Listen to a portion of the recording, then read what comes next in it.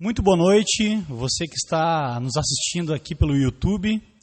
Para nós é uma alegria muito grande te receber, tanto aquelas pessoas que são membros da nossa igreja, quanto as pessoas que estão porventura vendo esse vídeo, são visitantes virtuais. Mas para nós é uma alegria poder usar essa plataforma, essa ferramenta para poder comunicar o Evangelho de Cristo aos 4 cantos do mundo, através da internet. Então nós vamos hoje cantar louvores, vamos pregar o Evangelho de Cristo através dessa plataforma. E eu queria te convidar a começar essa transmissão orando comigo e fazendo a leitura aqui de um salmo. Logo após nós teremos o nosso momento de louvor e nós te convidamos então a ficar conosco até o fim dessa transmissão. Amém? Vamos orar então? Senhor nosso Deus e nosso Pai, nós estamos aqui diante da Tua presença, Pai. Sabemos que Tu é Espírito, Deus, e nós podemos nos conectar a Ti, Senhor, em Espírito e em verdade. Nós estamos diante de Ti, diante da Tua palavra, e queremos ouvir a Tua voz, Senhor. Queremos prestar um culto a Ti, Senhor. Pelo menos meditar nas Tuas palavras, para que nós possamos ser transformados, Deus, pela Tua palavra, Deus. Em nome de Jesus, fala com o Teu povo. Pastoreia o Teu povo, Senhor, e nos dá direção para as nossas vidas, Senhor. Para enfrentarmos, Senhor, esse tempo tão difícil e adverso, Senhor, que temos vivido. Abençoa o Teu povo, Senhor. Essa é a nossa oração em nome de Jesus. Amém e amém. Amém? Eu quero ler com vocês o Salmo 19, que diz assim, a partir do versículo 7. A lei do Senhor é perfeita e restaura a alma. O testemunho do Senhor é fiel e dá sabedoria aos simples. Os preceitos do Senhor são retos e alegram o coração. O mandamento do Senhor é puro e ilumina os olhos. O temor do Senhor é límpido e permanece para sempre. Os juízos do Senhor são verdadeiros e todos igualmente justos. São mais desejáveis do que o ouro, mais do que o muito ouro depurado. E são mais doces do que o mel e o destilar dos favos. Além disso, por eles se admoesta o teu servo, em os guardar a grande recompensa. Quem há que possa discernir as suas próprias faltas? Absolve-me das que me são ocultas. Também da soberba guarda o teu servo, que ela não me domine. Versículo 14, as palavras dos meus lábios e o meditar do meu coração sejam agradáveis na Tua presença, Senhor, rocha minha e redentor meu. Que riqueza esse texto. É por isso que nós damos tanta ênfase e tanta importância para a palavra de Deus. Nós estamos aqui fazendo o possível para poder transmitir o Evangelho de Cristo. Nós sabemos que nada pode parar a igreja de Cristo. Nós continuamos sendo igreja, mesmo não podendo se reunir presencialmente no mesmo local, nós continuamos sendo igreja. E nós estamos aqui fazendo essa transmissão para poder levar a palavra de Deus ao seu coração, ao coração daqueles que fazem parte da nossa comunidade chamada Igreja Batista Casulo. Então, agora nós vamos cantar louvores a Deus, vamos ter um momento de louvor e de adoração, e logo em seguida nós também teremos a pregação, então, do Evangelho. Enquanto nós vamos cantar, vai ficar aqui na descrição do vídeo a conta da nossa igreja. Se você quiser fazer uma oferta, separar um valor para abençoar esse ministério, esse é o momento propício para você fazer isso, para que você possa abençoar pessoas através desse ministério. O dinheiro arrecadado é para que a gente possa continuar sendo igreja, para que a gente possa ajudar pessoas também que estão em momentos de necessidade, porque acreditamos que esse também é papel da igreja. Amém? Então, vai estar aqui na descrição do vídeo a conta da nossa igreja, com a chave Pix, você pode fazer uma transferência e colocar em prática a generosidade que é própria dos discípulos de Jesus. Amém? Então vamos cantar?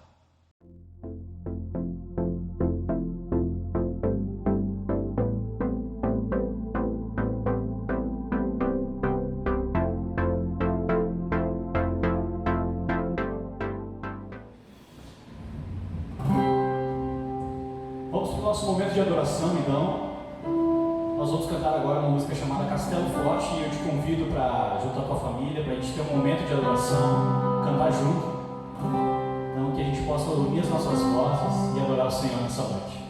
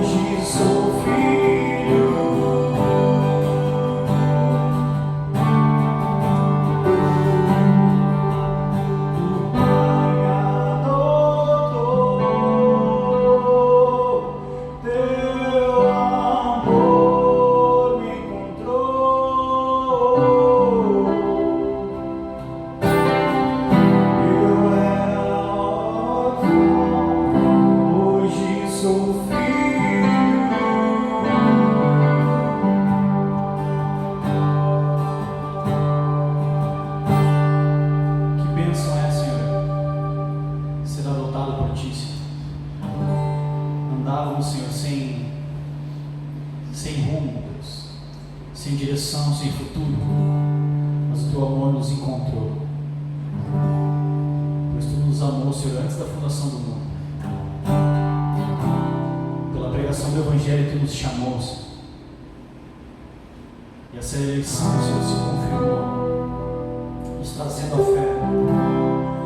E hoje nós somos teus e pertencemos a ti, Senhor. Somos o teu povo eleito, Senhor, o teu povo escolhido. Nos separa para ti, Senhor, nós te aguardamos. Em nome de Jesus. Amém. Amém? Daqui a 1 minuto, então, nós traremos a palavra. Então eu queria te convidar para tu pegar a tua Bíblia, pegar o teu caderno, para as anotações, para a gente poder estudar a palavra de Deus juntos e mergulhar na palavra, para que ela possa reformar o nosso coração, reformar a nossa vida, para que a gente possa ser transformado de glória em glória à imagem de Jesus. Amém? Então daqui a 1 minuto a gente se encontra.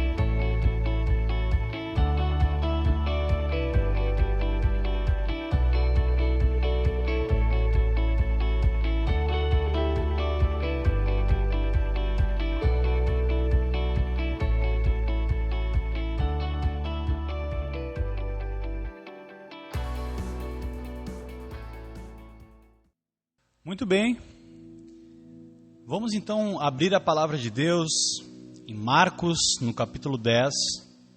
Nós vamos ler uma passagem muito conhecida e essa mensagem de hoje, ela já vai apontar para a nossa nova série de pregações.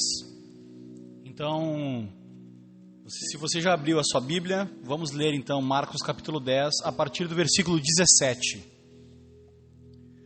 Pondo-se Jesus a caminho, um homem correu ao seu encontro e, ajoelhando-se diante dele, perguntou-lhe: Bom mestre, que farei para herdar a vida eterna? Jesus respondeu: Por que você me chama de bom? Ninguém é bom a não ser um que é Deus. Você conhece os mandamentos: não mate, não cometa adultério, não furte, não dê falso testemunho, não defraude ninguém, honre o seu pai e a sua mãe. Então o homem respondeu: Mestre, tudo isso tenho observado desde a minha juventude. E Jesus, olhando para ele com amor, disse: Só uma coisa falta a você. Vá, venda tudo o que tem, dê o dinheiro aos pobres, e você terá um tesouro no céu. Depois venha e me siga. Ele, porém, contrariado com essa palavra, retirou-se triste, porque era dono de muitas propriedades. Vamos orar? Senhor, nosso Deus e nosso Pai, ilumina, Deus, a nossa mente, aquece o nosso coração com a Tua palavra, Senhor. Que nós possamos entender aquilo que é a Tua vontade boa, perfeita e agradável para as nossas vidas. Que nós possamos, Senhor, cumprir a Tua palavra, obedecer, Senhor, os Teus estatutos, Deus, e entender quem Tu és a partir da Tua palavra. Nos ajuda, Senhor, na nossa insuficiência, na nossa incapacidade. Nos capacita a entender e praticar a Tua palavra. Em nome de Jesus. Amém. Amém. Eu não sei se vocês já ouviram alguém falando assim: aquele rapaz é tão bom, né? Aquela pessoa é tão boa, tão honesta, trabalhadora. Só falta Jesus. Só falta Jesus. Talvez esse jovem rico, esse moço que chegou diante de Jesus ali, também era uma pessoa assim. Era uma pessoa honesta, trabalhadora, pagava os seus impostos, procurava fazer aquilo que era certo e aquilo que era agradável a Deus dentro da sua religião, que era o judaísmo, mas faltava o principal. Então ele vem na direção de Jesus e ele reconhece Jesus como um mestre. Ele se ajoelha e pergunta, e fala: bom mestre, o que farei para herdar a vida eterna? Eu adoro a forma como Jesus lida com as situações que aparecem diante dele. É uma sabedoria de fato divina. Ele induz as pessoas a entender, ele consegue colocar o diálogo de uma maneira muito envolvente. Primeiro, ele, como a gente diria nos nossos termos, ele dá nos dedos do jovem. Primeira coisa, vamos colocar as coisas no lugar. Só há um que é bom. O que Jesus está fazendo aqui, Jesus, primeiro, não está negando a sua própria divindade, mas está confrontando aquilo que o jovem rico entendia, porque ele chega reconhecendo Jesus como um mestre, mas ele não entende que quem está diante dele é o próprio Verbo encarnado, é o Filho de Deus ali encarnado na frente dele. Então, Jesus usa do conhecimento prévio, do conhecimento do judaísmo que ele tem, e ele fala algo que é certo. Somente um é bom. Toda bondade, toda dádiva procede da parte de Deus. Isso nós podemos aprender aqui. Talvez muitas pessoas dialoguem e discordem disso, mas todo bem e toda dádiva procedem da parte de Deus. Há um conceito muito importante na teologia chamada de graça comum. Como que o ateu, como a pessoa que não acredita em Deus, ou como pessoas de outras religiões podem fazer o bem, podem praticar aquilo que é bom? E isso é graça comum. É Deus, ao fazer o homem, a sua imagem e semelhança, mesmo o homem sendo manchado pelo pecado, ele ainda tem atributos da bondade de Deus dentro de si. Então, toda a bondade parte de Deus para com os homens. Então, a própria bondade, as boas obras, a caridade que o ateu, que o espírita, que outras pessoas de outras religiões fazem, elas fazem movidas por essa característica de Deus que está dentro do seu DNA, está dentro da sua formação natural. E o jovem rico era uma pessoa assim.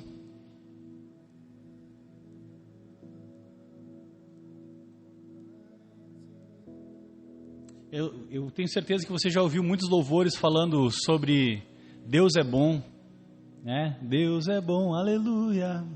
Enfim, quantos louvores a gente já cantou falando que Deus é bom. Então essa não é uma novidade, não é algo extraordinário, mas é algo que Jesus faz questão de deixar bem claro, que toda a bondade, que toda a dádiva parte de Deus. Inclusive, um rabino muito famoso chamado Filon, de Alexandria, diz que Deus é bom. Ele afirmava que Deus era bom. Inclusive, ele ousava até dizer a expressão de que Deus era o próprio bem. Então isso era algo que estava na mente de todos e que hoje em dia muitas pessoas duvidam dessa afirmação. Então hoje nós podemos olhar para a palavra de Deus e afirmar: Deus é bom e toda boa dádiva parte de Deus. E Jesus afirmou isso. Lá em Tiago, no capítulo 1, versículo 17, diz o seguinte: toda boa dádiva e todo dom perfeito vem lá do alto, descendo do Pai das luzes, em quem não pode existir variação ou sombra de mudança. A bondade de Deus não é circunstancial. A bondade de Deus não é baseada na obediência ou desobediência do homem. Deus é bom o tempo todo, porque Ele não tem sombra de variação. Deus é imutável, e Deus também é bom, Deus é misericordioso. Esse caráter de Deus, esses atributos de Deus, eles são imutáveis, porque Deus é constante. É o que afirma aqui em Tiago capítulo 1. A grande pergunta é, no momento em que o jovem rico descobrir que ele estava diante do próprio Deus, será que ele vai se submeter à palavra, à ordem do próprio Deus? Essa é a grande pergunta. E essa é a pergunta que fica para nós também. Será que existem pessoas boas, entre aspas, no mundo? Pessoas que querem fazer o bem, que querem ser corretas. Mas será que é possível, na perspectiva de Deus, no padrão de Deus, nós sermos considerados bons assim como Deus é bom?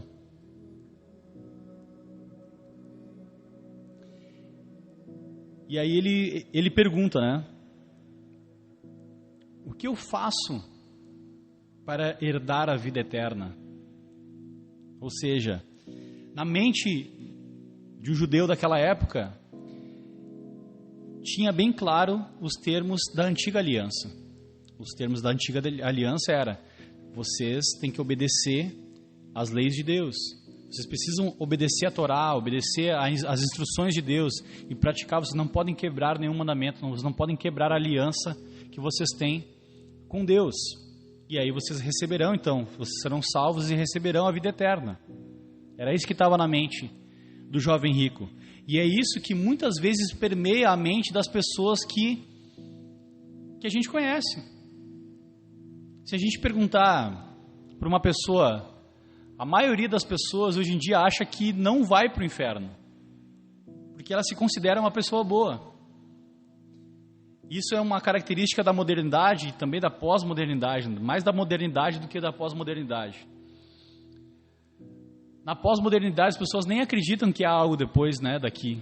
Mas na modernidade as pessoas já acreditavam que seriam salvas. Se a gente sair aqui na rua agora e perguntar para as pessoas se elas acreditam que elas vão para o céu, vão para o inferno, a maioria vai dizer que ela merece ir para o céu porque ela é uma pessoa boa. Porque na balança ela faz mais coisas boas do que coisas ruins, para que ela mereça a condenação.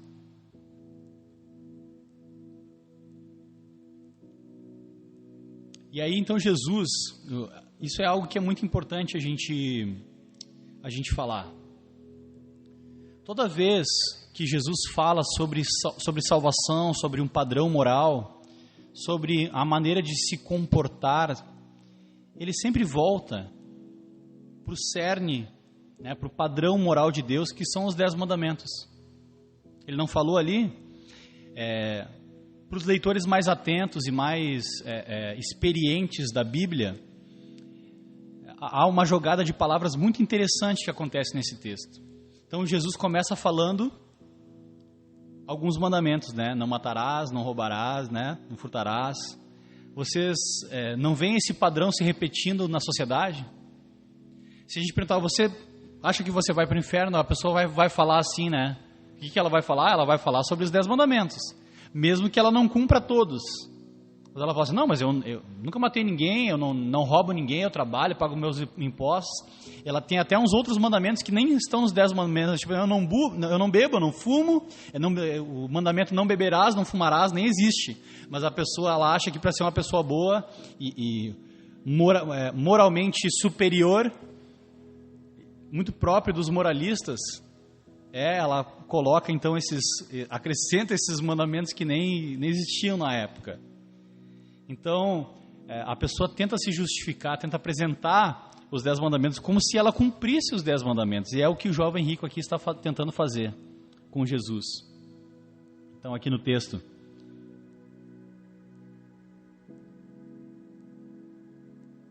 Jesus respondeu, por que você me chama de bom? Você conhece os mandamentos. E aí Jesus cita 6 mandamentos. Não mate, não cometa adultério, não furte, não dê falso testemunho, não defraude ninguém, honre o seu pai e a sua mãe. E parece que propositalmente ele deixa um mandamento de fora. E esse mandamento seria o não cobiçarás. E aí então o homem diz: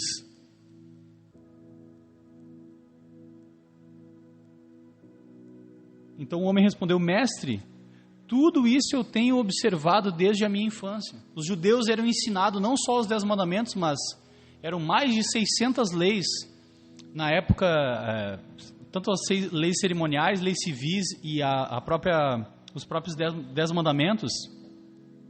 Os judeus eram ensinados, inculcados, dia a dia, a saberem todos esses mandamentos, justamente para não quebrar nenhum mandamento. Porque o termo da velha aliança era que nós não podemos quebrar os mandamentos. Então isso precisa estar muito claro, precisa estar decorado na nossa mente, na mente dos judeus, precisava estar decorado na mente dos judeus para que eles não quebrassem nenhum mandamento. Não infringissem nenhuma lei de Deus. Tanto que nesses mandamentos que Jesus tinha citado, ele falou: eu obedeço isso desde a minha infância. Então, quando o número 6 aparece na Bíblia, em contraste com o número 7, que é esse jogo de palavras que está acontecendo aqui, Jesus apresentou 6 mandamentos. É uma certa insuficiência, incompletude. E aí ele fala: não, mas eu pratico esses mandamentos. Mas e aí Jesus apresenta o 7º. Inclusive no relato de outro evangelho, no evangelho de Mateus, ele vai falar, ele vai colocar de outra maneira, que aparece assim: se você quer ser perfeito, vende tudo que você tem e dê aos pobres. Ou seja, para você ser bom no padrão de Deus, para você estar plenamente de acordo com o padrão de Deus, falta um mandamento ainda para ser completo. Que era justamente no ponto mais difícil para aquele jovem. Eu não sei qual é o mandamento mais difícil para você guardar. Eu sei onde aperto o meu sapato, mas provavelmente tem algum mandamento que é mais difícil para você cumprir. E aí então Jesus apresenta o 7º mandamento, mostrando para ele. E aqui é muito interessante que Jesus diz o seguinte, e Jesus olhando para ele com amor. Olha que interessante. Talvez todos nós esperamos ser julgados quando a gente comete um erro. Ser julgados quando a gente não é completo, a gente não é suficientemente bom. Mas aqui, Jesus está vendo no coração dele o desejo de fazer a coisa certa, o desejo de cumprir os mandamentos. E aí Jesus, olhando para ele com amor, diz: só uma coisa falta a você, só mais um mandamento falta para você, para que você seja perfeito e bom no padrão de Deus. Vá e venda tudo que você tem, dê o dinheiro aos pobres e você terá um tesouro no céu. Depois vem e me siga. Ou seja, Jesus se coloca na posição de ele sendo a própria lei. Ele diz: para você ser perfeito assim como eu sou perfeito, vá, venda tudo que tem e dê aos pobres, depois me siga. Ele, porém, contrariado com essa palavra, retirou-se triste, porque era dono de muitas propriedades. Lá em Mateus fala que ele era um jovem rico, provavelmente de uma posição, um alto status na sociedade. Eu nunca me esqueço, eu queria começar com essa ilustração, e uma vez eu ouvi um absurdo, e como as pessoas elas estão enganadas pela sua própria vaidade, pelo seu próprio coração. Eu nunca me esqueço, uma vez meu pai me contou que tinha um irmão que tinha chegado na igreja, ele queria dar um testemunho, e ele pediu para dar o testemunho e tal, ele tinha se convertido, e ele era gerente de uma multinacional. Ele era alguém que tinha um certo status social de ser gerente de uma grande multinacional. E aí no testemunho dele, ele teve assim, não sei se foi por ignorância, por vaidade, mas ele falou exatamente com essas palavras. Ele falou tipo assim: Imagina, eu, fulano de tal, gerente de uma multinacional convertido ao Evangelho. Como se para Jesus fosse o máximo ter ele como discípulo, e não o contrário. Talvez o Evangelho que tem sido pregado por aí tem gerado esse tipo de crente. Parece que para Jesus é um privilégio que nós sejamos discípulos dele. Quando na verdade, ao olharmos para a palavra de Deus, nós vemos a nossa total insuficiência, a nossa total incompletude, a nossa total pecaminosidade. E eu achei fantástico nessa passagem que Jesus olha com olhares de amor. Vocês lembram lá em João 3,17 que fala que Jesus não veio para julgar o mundo, mas ele veio para que o mundo fosse salvo por meio dele. É por isso que ele olha para nós com olhares de amor. Ele olha para nós, porque por mais que nós tentemos praticar os mandamentos na força do nosso braço, nós seremos sempre incompletos. Nós sempre teremos uma insatisfação dentro de nós, assim como o jovem rico tinha essa insatisfação dentro dele. Então ele vai embora triste. Eu queria falar algo que é muito interessante, muito importante para vocês entenderem. Nós vivemos numa era, num tempo, onde os conceitos estão diluídos, né? A famosa modernidade líquida, lá que o Bauman fala, né? Aquele filósofo, Zygmunt Bauman, fala sobre a modernidade líquida, que os conceitos não têm mais, que não existe mais absolutos no mundo, não existem mais verdades absolutas. Mas eu queria dizer para você algo muito importante. Primeira delas, Deus é absoluto. Deus é imutável, Deus é absoluto. Outra coisa, a palavra de Deus continua sendo a palavra de um Deus absoluto, e a palavra de um Deus verdadeiro e fidedigno continua absoluta e fidedigna. Por mais que você não aceite, não concorde com a palavra de Deus, ela continua sendo a verdade das verdades. Outra coisa, foi se diluído o conceito do que é amor. As pessoas confundem amor com afeto, com desejo entre um homem e uma mulher, mas não existe amor sem verdade. Amor e verdade são conceitos indissociáveis. Não pode haver amor onde não há verdade. A base para que o amor cresça, se multiplique e floresça é a própria verdade. Então é por isso que Jesus, mesmo sabendo o que aconteceria logo em seguida, Jesus olha com olhares de amor para o jovem rico, mas fala a verdade. Muitas vezes, Jesus diz palavras duras para nós, não porque Ele não nos ama, mas justamente porque Ele nos ama. Quem ama, diz a verdade. Quem ama, diz a verdade.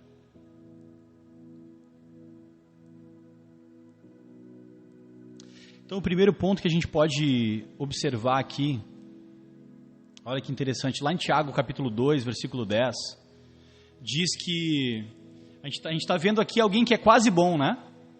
O jovem rico é alguém que é quase bom. Ele quase cumpre toda a lei. Mas lá em Tiago, capítulo 2, versículo 10, vai dizer o seguinte: pois quem guarda toda a lei, mas tropeça em um só ponto, se torna culpado de toda a lei.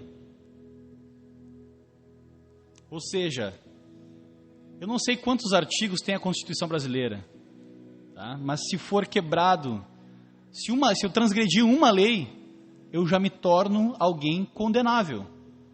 Esse é o conceito. Então, os 10 mandamentos são o modo de Deus nos mostrar a nossa rebelião contra Ele. Toda vez que os 10 mandamentos aparecem para nós como uma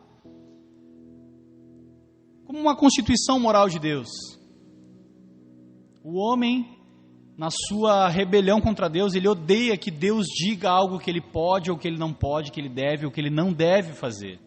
E aí se revela a nossa maldade. Se revela, então, que nós não somos tão bons quanto a gente diz que é. E ao ver essa situação, em que mesmo um jovem, próspero, rico, com um certo status social, politicamente correto, até moralista, observava alguns conceitos morais, até mesmo esse, talvez o melhor dos cidadãos daquela época, ninguém pode ser salvo por meio das obras. Ninguém pode ser salvo por meio de obras, por mais próximo que possa chegar disso. E ele diz: mestre, tudo isso tenho observado desde a minha juventude. Como eu falei, os judeus eram ensinados desde pequeno a observar as leis, e isso era ensinado e repetido, até isso ficar inculcado na mente das pessoas.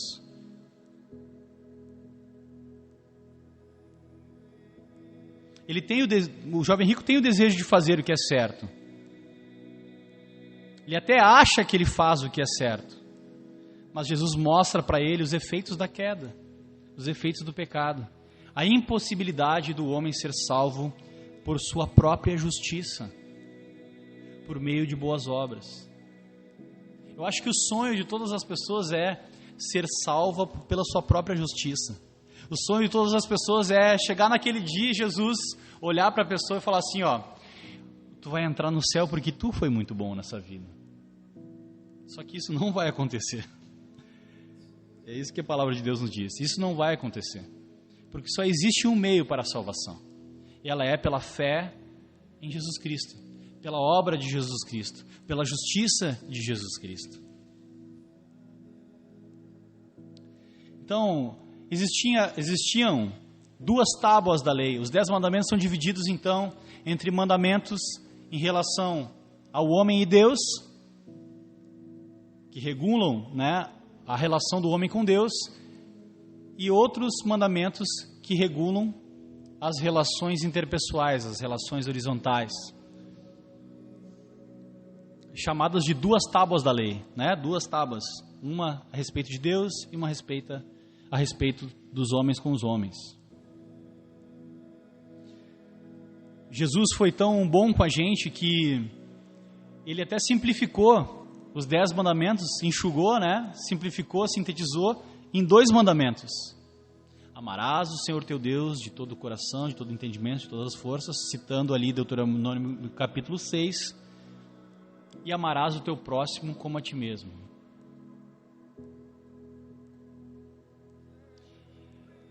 Parece até mais fácil de entender esse conceito de que existem 2 grandes mandamentos, mas se nós formos sinceros, esses 2 mandamentos são completamente impossíveis de serem cumpridos, tanto o primeiro quanto o segundo. É impossível para o homem pecador amar a Deus acima de todas as coisas, sem que ele seja regenerado pelo Espírito Santo. Ele sempre vai se colocar em primeiro lugar. Eu tenho uma filha recém-nascida. E esses dias ela teve cólicas na madrugada, e eu e minha esposa, a gente não conseguiu dormir direito e tal. E quando eu estava lendo essa passagem, eu lembrei, se eu amasse o meu próximo como a mim mesmo, eu estaria mais compadecido, eu não me permitiria nem sentir irritação e raiva, porque eu não estava conseguindo dormir. E mesmo que eu não quisesse sentir aquilo naquele momento, eu e minha esposa, nós ficamos irritados com o fato de que a minha filhinha de 1 mês estava com cólica e não estava conseguindo dormir. Por quê? Porque o meu sono, a minha tranquilidade, o meu eu é muito mais importante do que uma criança, mesmo que seja minha filha de 1 mês. Olha como é evidente, como é latente a presença do pecado em nós. E é horrível. Eu estou me sentindo um monstro falando isso para vocês. Mas isso é evidente.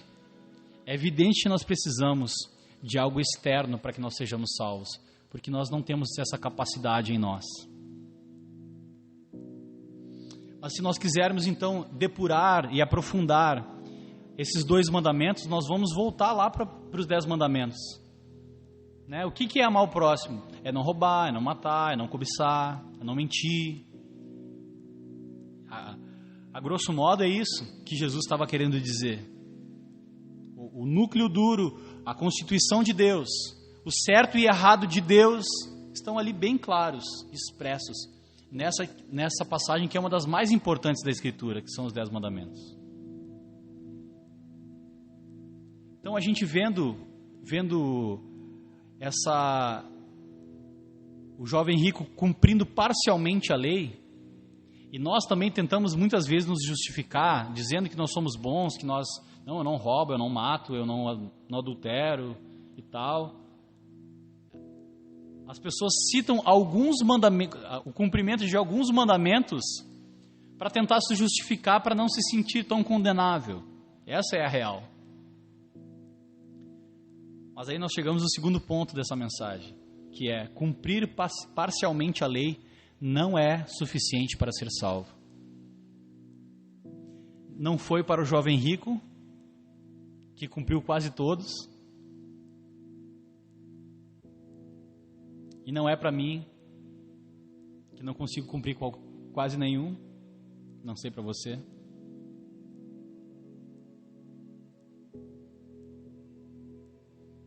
Então, cumprir parcialmente a lei não é suficiente para ser salvo. O jovem rico, ele chega até Jesus com uma insatisfação. E é essa insatisfação, é essa dúvida, esse incômodo dentro do ser humano que faz com que as pessoas procurem religião. Qual é a lógica da religião? Existe um Deus todo-poderoso que pode me abençoar ou pode me amaldiçoar. Então eu preciso fazer coisas que Ele goste e preciso não fazer coisas que Ele não goste.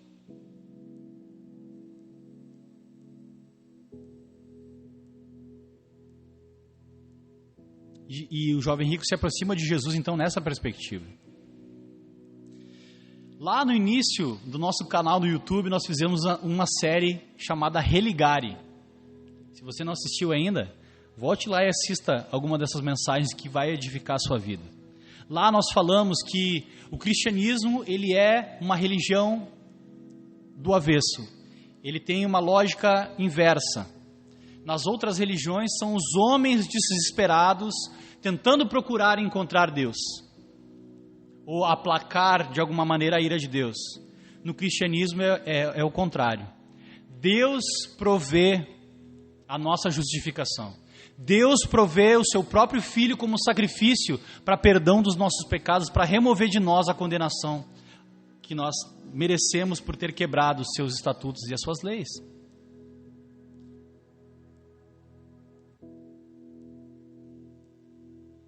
Então nós chegamos a uma conclusão que é a seguinte: se é impossível ser salvo pela lei, se é impossível ser salvo pelas obras, fazendo caridade, fazendo coisas boas, então como é que nós podemos ser salvos?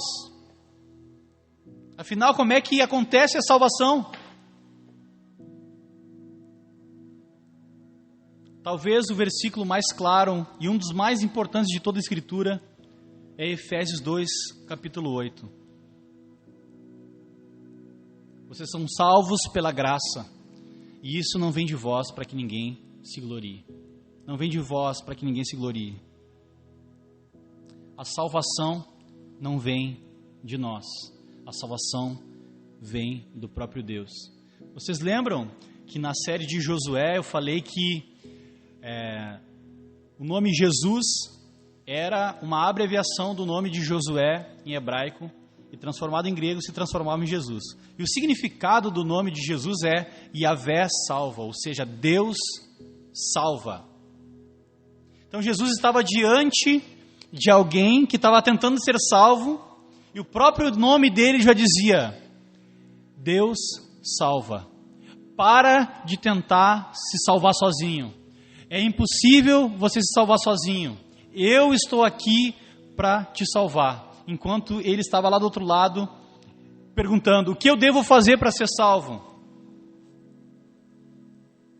E eu pergunto para você, lendo esse texto, e isso é algo que às vezes até me incomoda, me deixa intrigado na Bíblia. Por que Jesus não falou para aquele jovem, quando ele perguntou: o que devo fazer para ser salvo? Jesus poderia ter falado: crê em mim.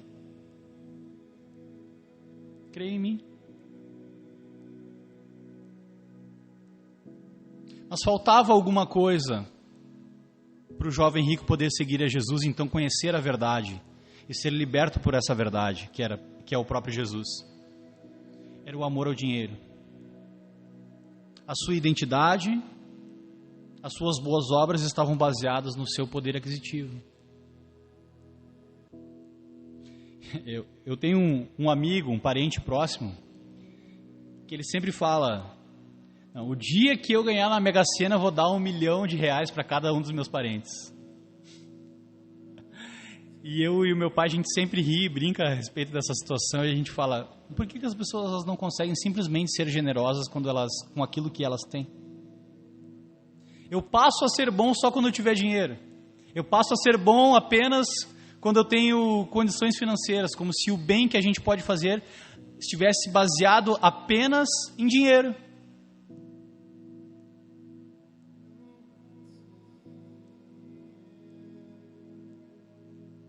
A pergunta que eu queria fazer, meus irmãos, nessa noite é: o que tem te impedido de seguir a Cristo? O que tem te impedido? O que na sua vida pode ser um empecilho de você seguir plenamente a Cristo? Crer em Cristo para a salvação, seguir a Ele e obedecer os seus mandamentos. Qual é o seu pecado de estimação?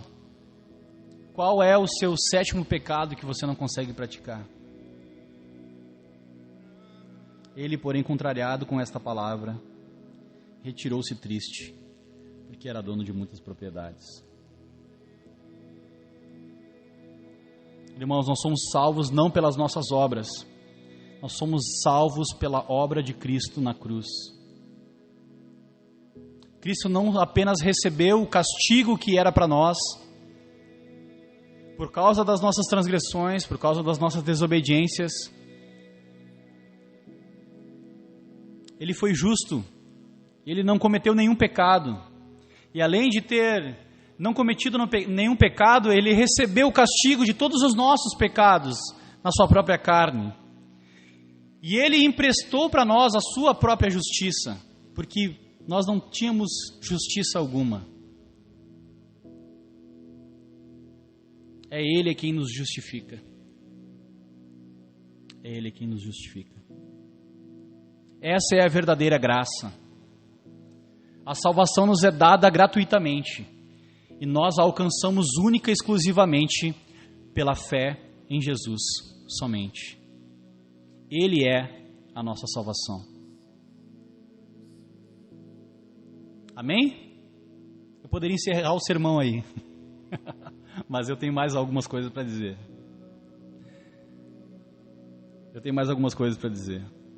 Mas fica uma pergunta que paira no ar. E essa é a provocação que eu quero fazer para prender você e para você nos acompanhar na nossa próxima série de pregações, que vão ser várias. Se você crer nessa mensagem de que você não consegue se salvar, de que Cristo morreu no seu lugar para te dar gratuitamente a salvação, você é salvo agora, nessa noite. Mas existe um caminho a ser percorrido. E a pergunta que eu quero levantar e quero provocar você é: se Jesus fez tudo por nós na cruz, pagou os nossos pecados, recebeu o castigo que era nosso, também cumpriu a lei e nos emprestou da sua justiça, isso quer dizer que nós não precisamos mais então observar a lei? Que agora a gente pode fazer tudo o que a gente quer? No culto passado, nosso irmão Rodrigo pregou, e a resposta é: de maneira nenhuma. Romanos capítulo 6, de maneira nenhuma. Mas muito por aí tem se falado sobre graça, e eu incansavelmente aqui sou um combatedor da famosa graça barata. A graça barata é a graça que oferece salvação sem transformação, sem arrependimento. E a pergunta que eu quero deixar, então, nós devemos, porque se Jesus já fez tudo por nós, se a obra da cruz já é completa, nós devemos observar os 10 mandamentos? Qual é a importância dos 10 mandamentos para os dias de hoje, para os nossos dias? Às vezes parece que os 10 mandamentos são apenas uma maneira de ensinar às nossas crianças, um meio de ensinar assim o mínimo de moralidade para que eles possam viver em sociedade sem correr risco de vida e sem serem presas.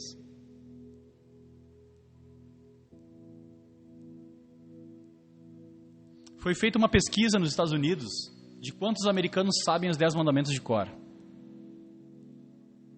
E apenas 14% dos estadunidenses responderam que souberam responder os 10 mandamentos de cor. 14%.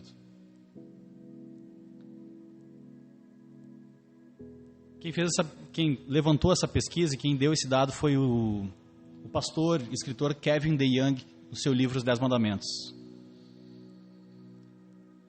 Eu quero fazer aqui, só lembrar vocês, como nós podemos obedecer então os 10 mandamentos, se nós nem sabemos quais são os 10 mandamentos. –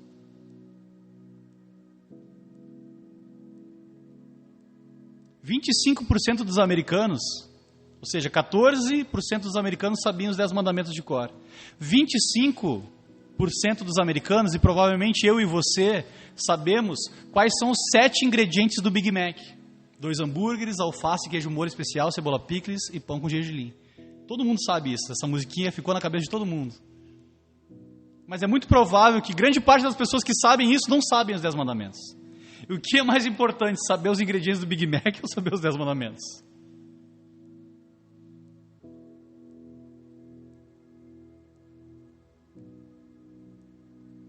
Então, por isso, eu quero te convidar a ficar com a gente e acompanhar conosco a próxima série que vai falar exatamente sobre isso. Qual é a importância dos 10 mandamentos para os nossos dias? Quais são esses mandamentos e como eles são observados, decorados e obedecidos na vida cristã? Como aplicar os 10 mandamentos? Eu já estou dando a resposta de que eles são importantes. Eles são importantes porque Jesus cita eles. Toda vez que Jesus fala sobre um padrão moral, Jesus fala sobre os 10 mandamentos.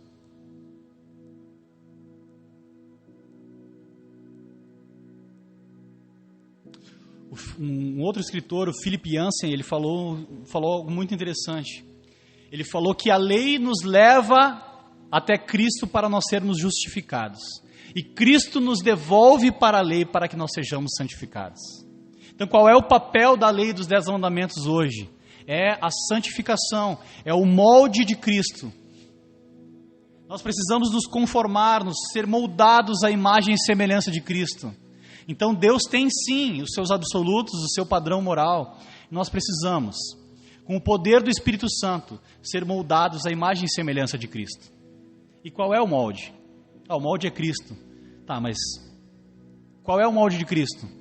O molde de Cristo, a Bíblia que ele lia, o padrão moral de Deus, o padrão absoluto de Deus, são sim os 10 mandamentos. Por isso que eles são tão importantes. E é por isso que nós vamos estudar eles daqui para frente. Então nós teremos uma série de pregações baseado então nos 10 mandamentos. A gente recebe muitas objeções, meus irmãos, de pessoas que falam assim: mas eu sou muito ruim de memória. Mas eu falei aqui sobre os ingredientes do Big Mac.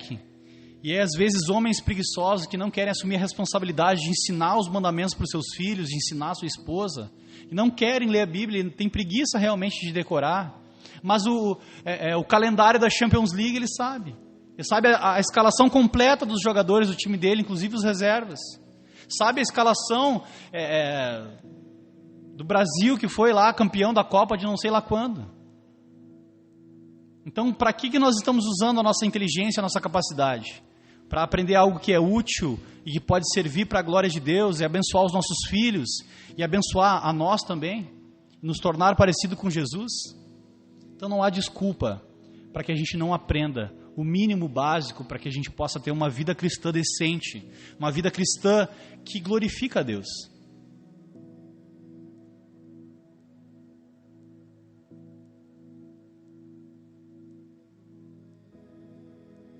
Então nós não seremos salvos porque nós praticamos os 10 mandamentos. Nós vamos, em nome de Jesus, nós vamos estudar os 10 mandamentos, decorar os 10 mandamentos e buscar viver de acordo com o padrão moral de Deus, porque nós já fomos salvos pelo nosso Senhor Jesus Cristo. Ele já nos emprestou da sua justiça. Ele já recebeu o castigo que era para nós. Então, em gratidão a Ele, para que nós possamos resplandecer a sua justiça e resplandecer a sua imagem nesse mundo, que esse é o papel da igreja, nós vamos nos amoldar à palavra de Deus, ao padrão de Deus, à imagem do Filho de Deus, Cristo Jesus. Amém? Eu espero que você tenha sido desafiado nessa noite. Espero que Deus tenha falado com você de que não adianta você tentar se justificar. Que o caminho para a salvação é reconhecer que você é incapaz de obedecer à lei. É reconhecer que o único que cumpriu a lei foi Jesus Cristo. E por Ele ter cumprido essa lei, Ele te oferece a salvação de graça, por meio da fé. E em gratidão, se de fato nós cremos em Jesus, vocês lembram? A fé sem obras é morta. Então lá em Efésios capítulo 2, diz que nós fomos predestinados antes da fundação do mundo para as boas obras. Nós não somos salvos pelas boas obras, nós somos predestinados para as boas obras. Nós fomos predestinados em Cristo para as boas obras. Ou seja, nós estamos em Cristo praticando boas obras para revelar a imagem dele nesse mundo. Então eu quero te desafiar, primeiro a crer em Cristo para a salvação. E depois a gente vai estudar a lei de Deus, mergulhar na lei de Deus, decorar a lei de Deus, passar a obedecer a lei de Deus, para que a gente possa glorificar, gozar da presença de Deus e glorificá-lo para sempre. Em nome de Jesus. Amém. Amém. Amém? Então eu queria te pedir, deixa o teu like, deixa o teu comentário. Pode ser palminha, pode ser urru, pode ser qualquer coisa. Você pode compartilhar esse vídeo com alguém. Se essa mensagem abençoa a tua vida, compartilha com alguém. Porque eu tenho certeza que muitas pessoas podem ser abençoadas pela mensagem do Evangelho. Imagina você receber depois o depoimento de alguém que assistiu esse vídeo e teve um encontro real com Jesus e passou a crer em Cristo e quer se juntar à igreja dele, assim como você faz parte da igreja de Jesus. Então, deixa o teu comentário, compartilha esse vídeo com alguém. Aqui na descrição do vídeo tem o nosso link, se você quiser enviar uma oferta, fique à vontade, você não é obrigado, esse conteúdo aqui é distribuído gratuitamente, mas para que nós possamos continuar pregando o Evangelho, nós contamos com a colaboração daqueles que creem no Evangelho. Se você crê no Evangelho, considere então ser generoso e fazer uma oferta também para esse ministério. Amém? Que Deus te abençoe grandemente, a você e a sua família. Em nome de Jesus. Até semana que vem.